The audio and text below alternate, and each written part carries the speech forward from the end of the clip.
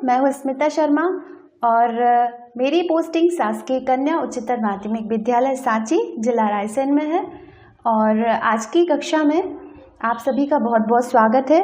आज हम पढ़ेंगे NCERT क्लास 11th का लेसन 13 महासागरीय जल। महासागरीय जल का हम विस्तार से अध्ययन करेंगे, साथ में ही ब्लूप्रिंट पर भी चर्चा करेंगे और चैप्टर के लास्ट में कुछ इंपॉर्टेंट क्वेश्चन आंसर्स पर भी चर्चा करेंगे। तो आइए हम अपनी क्लास शुरू करते हैं। अब हम अपना चैप्टर शुरू करते हैं, महासागरीय जल। सबसे पहले हम मुख्य बिंदुओं पर चर्चा करेंगे। सबसे पहला मुख्य बिंदु है जलीय चक्र। उसके बाद हम पढ़ेंगे महासागरीय अधस्थल का उच्चावच।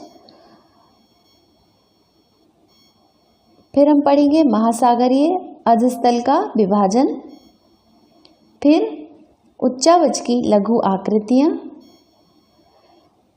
फिर हम पढ़ेंगे महासागरीय जल का तापमान और सबसे लास्ट में हम प्रश्नोत्तरों पर चर्चा करेंगे। चैप्टर को पढ़ने से पहले हम ब्लूप्रिंट पर भी चर्चा कर लेते हैं कि इस लेसन में से कितने नंबर के क्वेश्चन आंसर आएंगे और उसी हिसाब से हम आज की तैयारी करेंगे। 1 नंबर का फिल इन द ब्लैंक्स में आएगा, 1 नंबर का क्वेश्चन सही जोड़ी में आएगा मैच द कॉलम में, और 2 नंबर का एक क्वेश्चन आएगा। ठीक है, हम जानते हैं कि जल हमारे दैनिक आवश्यकता में सुबह उठते से लेकर शाम को सोते तक हमें जल की बहुत अधिक आवश्यकता होती है। जल के बिना हम जीवन की कल्पना भी नहीं कर सकते हैं। कहा जाता है कि जल ही जीवन है और पृथ्वी पर रहने वाले सभी प्रकार के जीवों के लिए जल एक आवश्यक घटक है। पृथ्वी के सभी जीव सौभाग्यशाली हैं कि यह एक जलीय ग्रह है, अन्यथा हम लोगों का अस्तित्व भी नहीं होता। जल हमारे सौर मंडल का दुर्लभ पदार्थ है। सौर मंडल में पृथ्वी ही एक ऐसा ग्रह है जहाँ की जल पाया जाता है और किसी अन्य ग्रह पर जल नहीं होता है, और इसी कारण वायु और जल के कारण ही पृथ्वी पर जीवन संभव हुआ है। अगर हम देखें तो वायु के बाद जल जीवन के लिए सबसे अधिक महत्वपूर्ण घटक है। सूर्य अथवा सौरमंडल में अन्यत्र कहीं भी जल नहीं है। सौभाग्य से पृथ्वी के धरातल पर जल की प्रचुर आपूर्ति है और इसीलिए हम पृथ्वी को नीला ग्रह कहते हैं या पृथ्वी को नीले ग्रह के नाम से जाना जाता है। चलिए अब हम पढ़ते हैं जल चक्र। जल एक चक्रीय संसाधन है जिसका प्रयोग एवं पुनः प्रयोग किया जा सकता है। जल जो है एक चक्र के समान कार्य करता है जिसका एक बार प्रयोग करने के बाद दोबारा भी प्रयोग किया जा सकता है, जिसे हम जल चक्र कहते हैं। जल एक चक्र के रूप में महासागर से धरातल और धरातल से महासागर तक पहुंचता है। जलीय चक्र पृथ्वी पर इसके नीचे व ऊपर वायुमंडल में जल के संचलन की व्याख्या करता है। चलिए अब इसे हम विस्तार से समझ लेते हैं। ये जो महासागर है, यहाँ पर पृथ्वी का 71% जल पाया जाता है। ठीक है, जब सूर्य की किरणें यहाँ पर तेजी से पड़ती हैं तो जलवाष्प के रूप में यह ऊपर उठता है और इसका वाष्पीकरण शुरू हो जाता है। जब इसका इवोपरेशन होता है तो जलवाष्प जो है वो ऊपर पहुंच जाती है और जलवाष्प के ऊपर पहुंचने पर हम जानते हैं कि प्रति 1000 मीटर ऊपर जाने पर 165 डिग्री टेम्परेचर जो है वो कम होता चला जाता है। तो जब ऊपर जाएंगे तो टेम्परेचर कम होता चला जाएगा।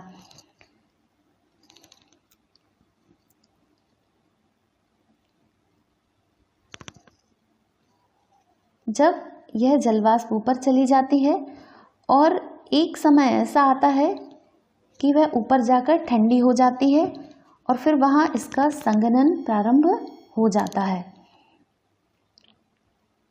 और फिर धीरे धीरे बादलों का निर्माण होता है और ये बादल जो हैं वो पूरे पृथ्वी पर यानी कि इस साइड आ जाते हैं और जब बादल हिमांक बिंदु पर पहुंच जाता है तो वर्षा प्रारंभ हो जाती है और पानी गिरने लगता है।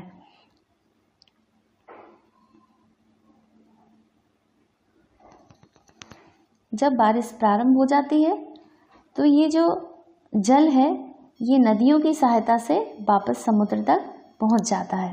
ठीक है, इस तरह से हम देखेंगे कि समुद्रों से जलवाष्प के रूप में पानी ऊपर गया, फिर बादल बने और फिर यह वापस धरातल पर गिरा और फिर नदियों के सहारे यह वापस समुद्र में आकर गिर जाता है। इस तरह यह एक चक्र की भांति कार्य करता है जिसे हम जल चक्र कहते हैं। जलीय चक्र पृथ्वी के जल मंडल में विभिन्न रूपों में पाया जाता है। जैसे ये जो है ये तरल के रूप में है, फिर गैस और फिर ठोस। ठीक है, गैस में वाष्प के रूप में होता है और उसके बाद ये लिक्विड में जो कि हम पीते हैं जल के रूप में होता है और सॉलिड यानी कि ये बर्फ आदि के रूप में होता है। इसका संबंध महासागरों, वायुमंडल, भूपृष्ठ, अधोस्थल और जीवों के बीच जल के सतत आदान प्रदान से होता है। पृथ्वी पर पाए जाने वाले जल का 71% जो है वो महासागरों में ही पाया जाता है। शेष जल ताजे जल के रूप में हिमटोपियों, ये हैं हिमटोपियां। ठीक है, ये बर्फ के रूप में जमा हुआ है। हिमानी भूमिगत जल के रूप में भी पाया जाता है और झीलों में भी पाया जाता है और सरिता यानी कि नदियों में भी पाया जाता है।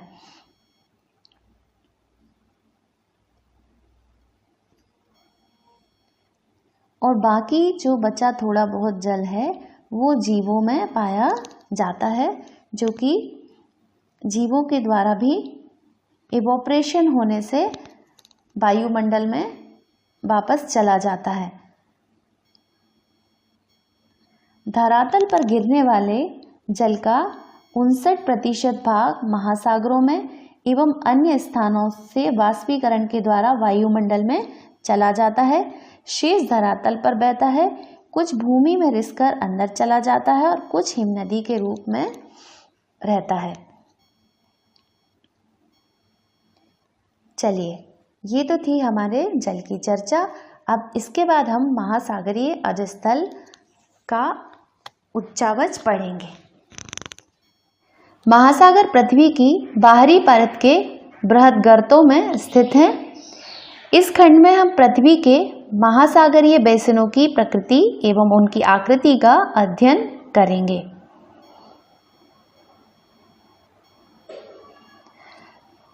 महाद्वीपों के विपरीत महासागर एक दूसरे से इतने स्वाभाविक ढंग से विलय हो जाते हैं कि उनको सीमांकित करना कठिन हो जाता है।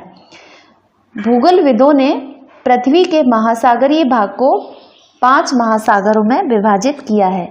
सबसे पहले हम देखें, पहला है आर्कटिक ओशियन या आर्कटिक महासागर, दूसरा है पैसिफिक ओशियन या प्रशांत महासागर जो कि विश्व का सबसे बड़ा महासागर है, तीसरा है अटलांटिक ओशियन यानी कि अटलांटिक महासागर और चौथा है सदर्न ओशियन यानी कि दक्षिणी महासागर और पांचवा एक ऐसा महासागर है जिसका नाम किसी देश के नाम पर रखा गया है, इंडियन ओशियन या हिंद महासागर।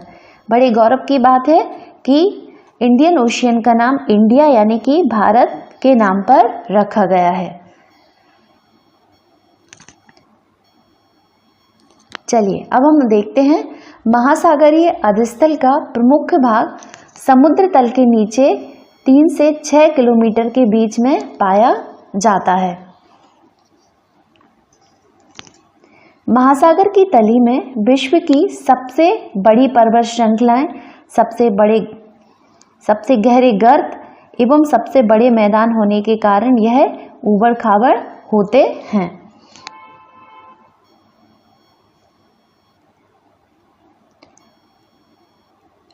अब हम पढ़ते हैं महासागरीय अधस्थल का विभाजन। महासागरीय अधस्थल को 4 प्रमुख भागों में बांटा जा सकता है। पहला है महाद्वीपीय शेल्फ, दूसरा है महाद्वीपीय ढाल, तीसरा है गहरे समुद्री मैदान और चौथा है महासागरीय गंभीर। इनके अलावा भी कुछ छोटे उच्चावच संबंधी लक्षण महासागरीय अधस्थल में पाए जाते हैं, जिनमें प्रमुख हैं कटकें, पहाड़ियाँ, समुद्री टीले, निमग्न द्वीप, खाड़ियाँ व खड्ड आदि। चलिए अब हम इन्हें विस्तार से पढ़ते हैं। चलिए तो शुरू करते हैं। सबसे पहले महाद्वीपीय शेल्फ। महाद्वीपीय शेल्फ प्रत्येक महाद्वीप का विस्तृत भाग होता है जो अपेक्षाकृत उथले समुद्री तथा खाड़ियों से घिरा होता है। अगर हम डायग्राम में देखें तो ये जो भाग है, ये ऊपर वाला, ये महाद्वीपीय शेल्फ कहलाता है, जहाँ पर स्थल और समुद्र का जल, ये देखिए, ये ऊपर वाला जो है वो स्थल है और नीचे समुद्र है। समुद्र का जो जल मिलता है, यही वाला भाग क्या शेल्फ कहलाता है। महाद्वीपों की जो शेल्फ की चौड़ाई है, ये अलग अलग जगह पर अलग अलग होती है। कहीं पर ये 80 किलोमीटर भी होती है और कहीं पर इससे अधिक भी होती है। एग्जाम्पल में अगर हम देखें तो दक्षिणी अमेरिका में जो चिली है, यहाँ पर चिली है, यहाँ पर शेल्फ काफ़ी सकरा है और सुमात्रा में भी काफ़ी सकरा है। और एक दूसरे एग्जाम्पल की सहायता से देखें तो आर्कटिक ओशियन में विश्व का सर्वाधिक चौड़ा शेल्फ पाया जाता है, जहाँ की इसकी चौड़ाई जो है वो 1500 किलोमीटर होती है। कुछ क्षेत्रों में यह 30 मीटर और कुछ क्षेत्रों में 600 मीटर गहरी होती है। शेल्फ की जो गहराई है वो 30 मीटर से लगभग 600 मीटर तक होती है। महाद्वीपीय शेल्फों पर अवसादों की मोटाई भी अलग अलग होती है। ये अवसाद भूमि से नदियों, हिमनदियों तथा पवन द्वारा लाए जाते हैं। ठीक है, महासागरों में जो अवसाद हैं शेल्फ में जो पाए जाते हैं वो भी अलग अलग होते हैं और ये नदियों, हिमनदियों और पवनों की सहायता से यहाँ तक आते हैं। महाद्वीपीय शेल्फों पर लंबे समय तक प्राप्त स्थूल तलछटी अवसाद जीवाश्म ईंधनों के स्रोत भी बनते हैं। चलिए अब हम आगे देखते हैं महाद्वीपीय ढाल। महाद्वीपीय शेल्फ और महाद्वीपीय मैदान के मध्य जो भाग होता है वह ढाल कहलाता है। ये देखिए, ये वाला भाग जो है वो ढाल कहलाता है। महाद्वीपीय ढाल महासागरीय बेसिनों और महाद्वीपीय शेल्फ को जोड़ती है। इन दोनों को जोड़ने वाला जो भाग होता है वही महाद्वीपीय ढाल कहलाता है। इसकी शुरुआत वहाँ होती है जहाँ महाद्वीपीय शेल्फ की तली तीव्र ढाल में परिवर्तित हो जाती है। ढाल वाले प्रदेश की प्रवणता 2 से 5 डिग्री के बीच में पाई जाती है। ढाल वाले प्रदेश की गहराई 200 से 3000 मीटर के बीच होती है। ढाल की जो डेप्थ होती है वो 200 से 3000 मीटर तक होती है। ढाल का किनारा महाद्वीपों की समाप्ति को इंगित करता है। जहाँ पर ढाल का किनारा आ जाता है वहाँ पर महाद्वीपों की समाप्ति को इंगित किया जाता है। इसी प्रदेश में कैनियन एवं खाइयाँ दिखाई देती हैं। ढाल वाले जो प्रदेश हैं वहाँ पर कैनियन या खाइयाँ दिखाई देती हैं, जिनकी चर्चा हम आगे करेंगे।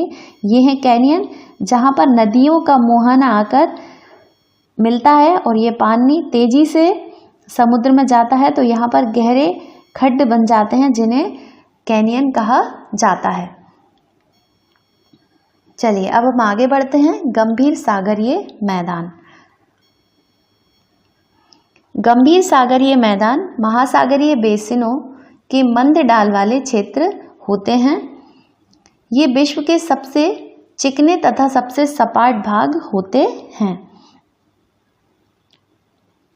देखिए डायग्राम की सहायता से हम समझेंगे कि ये वाला जो भाग है यह गंभीर सागरीय मैदान कहलाता है। सबसे पहले शेल्फ, शेल्फ के बाद ढाल और ढाल के बाद जो चौड़े विस्तृत सपाट मैदान होते हैं, भाग होते हैं, उन्हीं को हम गंभीर सागरीय मैदान कहते हैं। इनकी गहराई 3000 से 6000 मीटर तक होती है। ये मैदान महीन कण वाले अवसादों जैसे मृत्तिका एवं गाद से ढके होते हैं।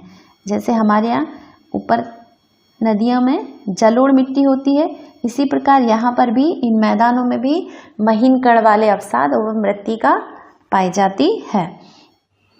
चलिए अब हम पढ़ेंगे महासागरीय गर्त। ये महासागरों के सबसे गहरे भाग होते हैं। ये गर्त अपेक्षाकृत खड़े किनारे वाले संकीर्ण बेसिन होते हैं। ये देखिए डायग्राम की सहायता से समझेंगे। मैदानों के नीचे ये जो भाग दिखाई दे रहा है यही कहलाते हैं गर्त। ये खड़े किनारे वाले होते हैं और अपने चारों ओर की महासागरीय तली की अपेक्षा 3 से 5 किलोमीटर तक की गहराई होती है और इनकी गहराई जो है वो बहुत अधिक होती है, 3 से 5 किलोमीटर तक ये एवरेज गहराई है। ये महाद्वीपीय ढाल के आधार तथा द्वीपीय चापों के पास स्थित होते हैं एवं सक्रिय ज्वालामुखी तथा प्रबल भूकंप वाले क्षेत्रों में से संबंधित होते हैं। यही कारण है कि ये प्लेटों के संचलन के अध्ययन के लिए काफी महत्वपूर्ण होते हैं। अभी तक हमें पता है कि विश्व की सबसे गहरी गर्त है वो है मोरियाना ट्रंच, जो कि लगभग इसी वाले भाग में प्रशांत महासागर में पाई जाती है। और चलिए अब हम आगे पढ़ेंगे उच्चावच की लघु आकृतियाँ। सबसे पहले है मध्य महासागरीय कटक, दूसरे नंबर पर है समुद्री टीला, फिर है सबसे सपाट जलमग्न कैनियन और फिर है निमग्न द्वीप और फिर हम पढ़ेंगे प्रवाल द्वीप। अब है मध्य महासागरीय कटक। एक मध्य महासागरीय कटक पर्वतों की 2 श्रृंखलाओं से बना होता है। इन पर्वतों के शिखर की ऊंचाई 2500 मीटर हो सकती है।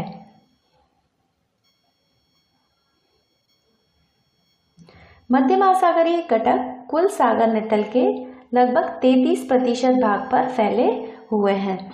अभी हमने चर्चा की थी कि एक पर्वत श्रृंखला के शिखर की ऊंचाई 2500 मीटर तक हो सकती है ना। एक मध्य महासागरीय कटक के पर्वतों की जो ऊंचाई है वह 2500 मीटर हो सकती है।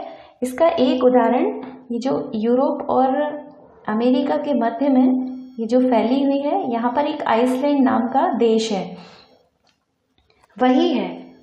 आइसलैंड जो है वो मध्य महासागरीय कटक का उदाहरण है जो कि समुद्र तल से ऊपर उठा हुआ है। चलिए अब हम पढ़ेंगे समुद्री टीले। यह एक नुकीले शिखरों वाला एक पर्वत है। ये देखिए जो समुद्री तली से ऊपर की ओर उठता है।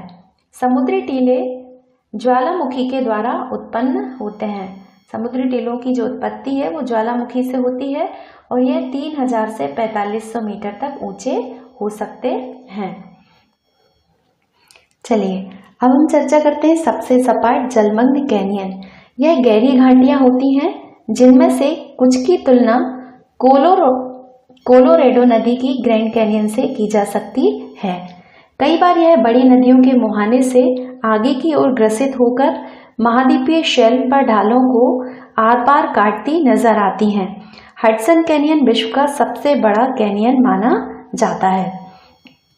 देखिए अभी हमने चर्चा की थी ये जो महाद्वीपीय शेल्फ है, ये वाला भाग, जब नदियां यहाँ आकर मिलती है या एस्चुरी या डेल्टा का पानी जब यहाँ आकर मिलता है तो ये तेजी से समुद्री भाग में गिरता है और इस भाग को गहरा करता चला जाता है। इसी को हम कहते हैं सबसे सपाट जलमग्न कैनियन। चलिए अब हम पढ़ेंगे प्रवाल द्वीप।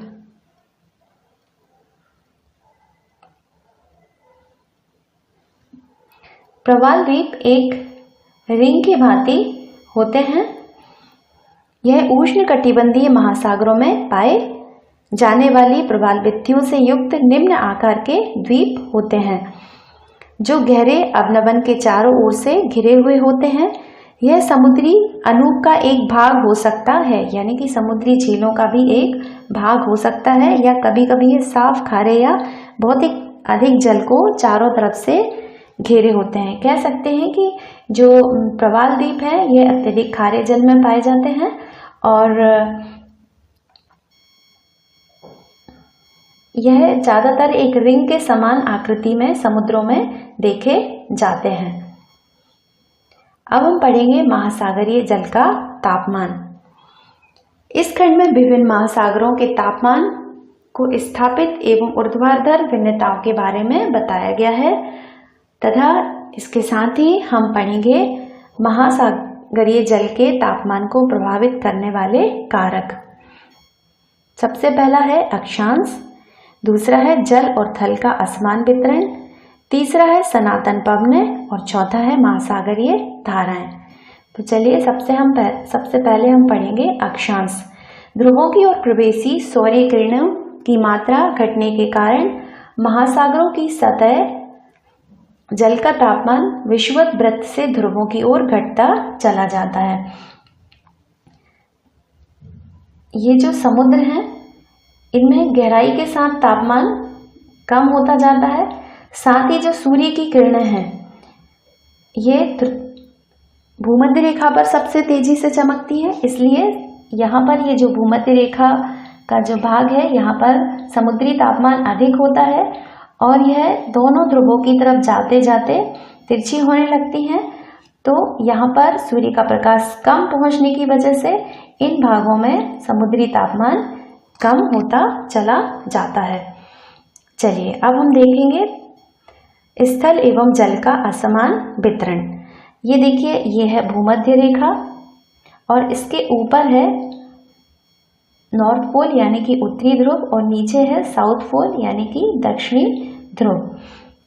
उत्तरी गोलार्ध के महासागरीय दक्षिणी गोलार्ध के महासागरों की अपेक्षा स्थल के बहुत बड़े भाग से जुड़े होने के कारण अधिक मात्रा में ऊष्मा प्राप्त करते हैं। हम मैप की सहायता से अच्छे से समझ पा रहे हैं कि जो उत्तरी भाग है यानी कि नॉर्थ पोल वाला जो भाग है यहाँ पर अधिक महाद्वीप हैं यानी कि भूमि वाला एरिया है और जो चट्टानी क्षेत्र है यानी कि थल जो है वो जल की अपेक्षा जल्दी गर्म हो जाता है। इसलिए यह समुद्री भाग जितने भी स्थल से जुड़े हुए हैं जुड़े होने के कारण अधिक गर्म होते हैं, ठीक है।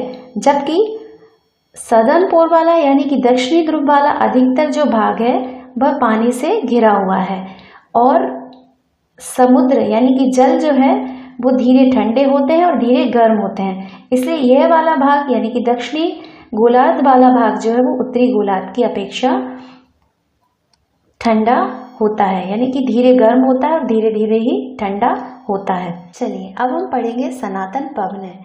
स्थल से महासागरों की तरफ बहने वाली पवनें महासागर के सतही गर्म जल को तट से दूर धकेल देती हैं, जिसके परिणाम स्वरूप नीचे का ठंडा जल ऊपर की ओर आ जाता है। परिणाम स्वरूप तापमान में देशांतरीय अंतर आ जाता है। चलिए अब हम पढ़ेंगे महासागरीय धाराएं। गर्म महासागरीय धाराएं ठंडे क्षेत्रों में तापमान को बढ़ा देती हैं, जबकि ठंडी धाराएं गर्म महासागरीय क्षेत्रों में तापमान को घटा देती हैं। गल्फ स्ट्रीम उत्तरी अमेरिका के पूर्वी तट तथा यूरोप के पश्चिमी तट के तापमान को बढ़ा देती है। ये है गल्फ स्ट्रीम और यह है अमेरिका के पूर्वी तट तथा यूरोप के पश्चिमी तटीय भागों के तापमान को बढ़ा देती है। जबकि लैब्राडोर की ठंडी धारा, ये ऊपर से आ रही है, यह उत्तरी अमेरिका के उत्तर पूर्वी तट के नज़दीक के तापमान को कम कर देती है। चलिए अब हम कुछ इम्पोर्टेंट क्वेश्चन आंसर्स की चर्चा करेंगे। चैप्टर के शुरू में हमने चर्चा कर ली थी कि इस चैप्टर में से 4 नंबर के क्वेश्चन आंसर आएंगे, जिनमें से 2 नंबर के ऑब्जेक्टिव टाइप के क्वेश्चन होंगे और एक क्वेश्चन 2 नंबर का आएगा। तो हम कुछ इम्पोर्टेंट क्वेश्चंस की यहाँ पर चर्चा कर रहे हैं। चलिए पहला क्वेश्चन है, उस तत्व की पहचान करें जो जलीय चक्र का भाग नहीं है। पहला ऑप्शन है वाष्पीकरण, दूसरा ऑप्शन है वर्षण, तीसरा है जलयोजन और चौथा है संघनन। तो छात्रों हमारा आंसर है जलयोजन। ये क्वेश्चन आता है तो हमें जलयोजन ही आंसर देना है। चलिए हमारा क्वेश्चन है, महाद्वीपीय ढाल की औसत गहराई निम्नलिखित के बीच होती है। पहला ऑप्शन है 2 से 20 मीटर के बीच, दूसरा ऑप्शन है 20 से 200 मीटर के बीच, तीसरा ऑप्शन है 200 से 2000 मीटर और चौथा है 2000 से 20000 मीटर के बीच। तो इसका हमारा आंसर है 200 से 2000 मीटर के बीच। तो आपको थर्ड ऑप्शन चूज करना है। चलिए अगला क्वेश्चन है, लवणता को प्रति समुद्री जल में घुले हुए नमक की मात्रा में व्यक्त कीजिए। पहला ऑप्शन है 10 ग्राम, दूसरा ऑप्शन है 100 ग्राम, तीसरा ऑप्शन है 1000 ग्राम, चौथा ऑप्शन है 10,000 ग्राम। तो बच्चों हमारा आंसर है 1000 ग्राम। 1000 ग्राम यानी कि 1000 ग्राम जल में घुले हुए नमक की मात्रा को लवणता कहते हैं। अगला क्वेश्चन है, निम्न में से कौन सा सबसे छोटा महासागर है। पहला ऑप्शन है हिंद महासागर, दूसरा ऑप्शन है अटलांटिक महासागर, तीसरा ऑप्शन है आर्कटिक महासागर और चौथा ऑप्शन है प्रशांत महासागर। तो हमारा आंसर है आर्कटिक महासागर। जब भी ये क्वेश्चन आए तो आपको आर्कटिक महासागर पर आंसर टिक करना है या चूज करना है। चलिए तो अब हम अगला क्वेश्चन पढ़ेंगे, पृथ्वी को नीला ग्रह क्यों कहते हैं। यह 2 नंबर में आ सकता है और इसका आंसर हमें 30 शब्दों में देना है। चलिए, जल पृथ्वी पर रहने वाले सभी प्रकार के जीवों के लिए आवश्यक है। पृथ्वी के जीव सौभाग्यशाली हैं कि यह एक जलीय ग्रह है, अन्यथा हम लोगों का अस्तित्व ही नहीं होता। जल हमारे सौरमंडल का दुर्लभ पदार्थ है। पूरे सौरमंडल में जल सिर्फ पृथ्वी पर ही पाया जाता है, बाकी और ग्रहों में जल कहीं नहीं होता। सूर्य तथा सौरमंडल में अन्यत्र कहीं भी जल नहीं है। पृथ्वी के 71% भाग पर जल पाया जाता है, अर्थात पृथ्वी के धरातल पर जल की प्रचुर आपूर्ति है। जब हम पृथ्वी को आंतरिक से देखते हैं तो अधिक जल के कारण इसका रंग नीला दिखाई देता है, इसीलिए पृथ्वी को नीला ग्रह कहते हैं।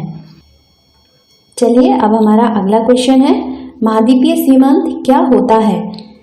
आंसर, महाद्वीपीय सीमांत प्रत्येक महादेश का विस्तृत किनारा होता है। यह उथले समुद्रों तथा खाड़ियों का भाग होता है। यह महासागर का सबसे छिछला भाग होता है, जिसकी औसत प्रवणता 1 डिग्री या उससे भी कम होती है। इसकी सीमा का किनारा बहुत ही खड़े ढाल वाला होता है। चलिए तो हमारा अगला क्वेश्चन है, विभिन्न महासागरों के सबसे गहरे गर्तों की सूची बनाइए।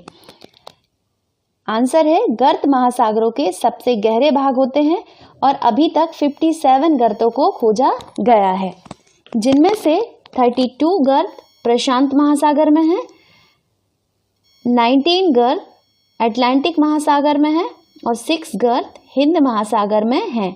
विश्व की प्रमुख गर्तें निम्नलिखित हैं। सबसे पहली गर्त है मोरियाना गर्त। यह प्रशांत महासागर और पृथ्वी का सबसे गहरा भाग है, जिसकी गहराई समुद्र तल से 11,033 मीटर है। दूसरा है प्यूरिटको गर्त। यह अटलांटिक महासागर का सबसे गहरा गर्त है। और तीसरा है सुंडा गर्त। यह हिंद महासागर की सबसे गहरी गर्त है। चलिए अब हम चर्चा करेंगे समुद्री लवणता। वर्षा का जल या महासागरों की प्रकृति में उपस्थित सभी जलों में खनिज लवण घुले होते हैं। लवणता वह शब्द है जिसका उपयोग समुद्री जल में घुले नमक की मात्रा को निर्धारित करने में किया जाता है। इसका परिकलन 1000 ग्राम समुद्री जल में घुले हुए नमक की मात्रा के द्वारा किया जाता है। इसे प्रायः प्रति 1000 भाग या पीपीटी से व्यक्त किया जाता है। लवणता समुद्री जल का महत्वपूर्ण गुण है। 24.7% की लवणता को खारे जल को सीमांकित करने का उच्च सीमा माना गया है। आशा करते हैं कि आज का चैप्टर आपको अच्छे से समझ में आया होगा। तो आज के लिए इतना ही काफ़ी है। धन्यवाद प्यारे बच्चों। जय हिंद, जय भारत।